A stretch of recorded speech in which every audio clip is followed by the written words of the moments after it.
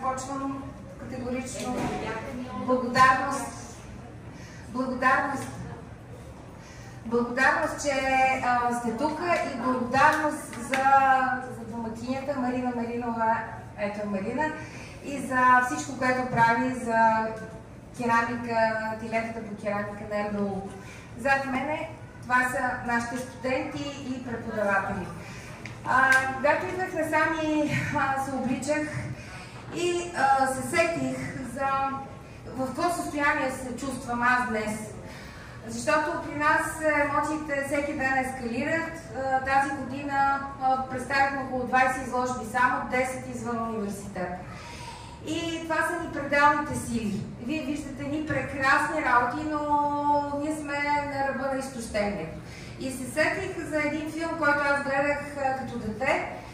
И този филм така и не разбрах как се казва. Била съм наистина дете, когато го гледах и действието се развиваше, мисля, че в Америка.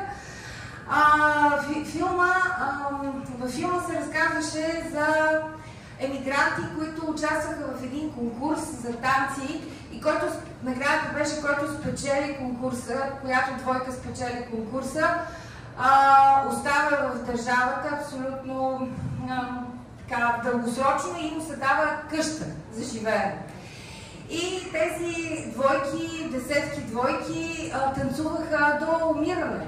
И накрая остана една двойка, която вече не знаеше за какво се бори. Танцуваха, в съзнанието ми остана като спомен, се едно танцуваха месеци подред. Апокалипсиса беше толкова драматичен, накрая те дори когато спечелиха, те буквално почти умираха вече на финала. Не знаеха вече дори за какво се борят, не знаеха дали се обичат, не знаеха и в този момент, като се сетих, се разплаках вкъщи. И сега това се случи. Така че ние сме на един такъв етап. Само вчера, преди 2 дена, събирахме друга изложба, дори им се скарах на моите прекрасни асистенти, Виви и Дани. Но за да се случи всичко това нещо и за да продължи изкуството, се минава през цялата тая драма и тая болезненост, докато накрая наистина не знаеш защо го правиш, не знаеш, но на другия ден се събуждаш и виждаш какво си направил и изкуството те ражда наново и наново и наново. Така че след цялата тая апокалиптична маратонско танцуване, което ние преживяхме тая година, вие в момента това виждате като финал, който финал е много изстрадан. Много изстрадан и виждате една малка част от всичко, което те направиха в толкова малки ателиета. Тези ателиета са колкото тази галерия. И направиха чудеса.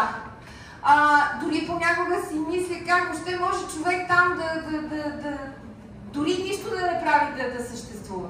А те там правят невероятни неща, които всичко това, което виждате пред мен на Нинка, дигни ръка. Николина Стоянджова, то е било поне с пеги по-голямо. На тези маси всеки ден, когато се работи, всеки един след като свърши работа, си скрива работата, за да дойде следващия. Това хората на академията не могат да го разберат. Аз съм завършила академията, имала съм половин зала като тази само за себе си. Но нов български ражда пред очите ми вече 30 години едни артисти, които в туалетната да ги сложат, те пак ще правят изкуство. Любовта им е нечовешка, аз се изненадвам от това, което се случва. Усилието и изтощението е брутално при нас, защото това е хамански труд, това са силови, много силова специалност. Много здрави жени трябва да работят в тази специалност. Те дигат планини и много малко са момчетата, които ние сме ги разчекнали, за да се случва всичко това. Така че тази красота, която виждате, с която много се гордееме, е направена в тия условия с огромна любов. Огромна любов. И затова помагайте на всички, които се занимават с изкуство, защото така се спасява света. Така се спасяват тези деца, които идват с проблемите си, с болките си и стават хора, които могат да заразят с любовта си всички следващи след тях. Изкуството е велик живот. И с 7 от тези студенти аз заминавам за 3 месеца в Китай. Аз заминавам за първата резиденция, която абсолютно безвъзмездно китайците в Дзиндежен, мястото, където се родил порцелана, канят 7 наши студенти само и само да работят 3 месеца, както и аз и Методи ще придружиме тези 7 души прекрасни, и това е нещо... това пък е вече събитие. Доктор Текев, Георги Текев, изпълнителният директор на Нов Български университет, да е в изложбените пространства. Благодарим много. Благодаря безкрайно на този университет, който ме е изградил като автор и който дава шанс на всичките тези си прекрасни студенти да бъдат себе си, да правят душата си все по-красива благодарение на изкуството, защото изкуството се прави и с пари, за съжаление, и с много подпомагане.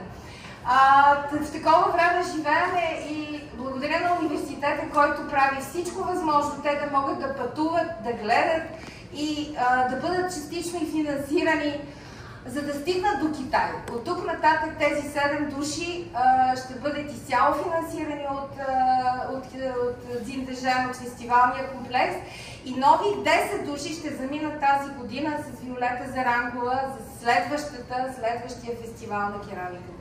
Благодаря ви безкрайно!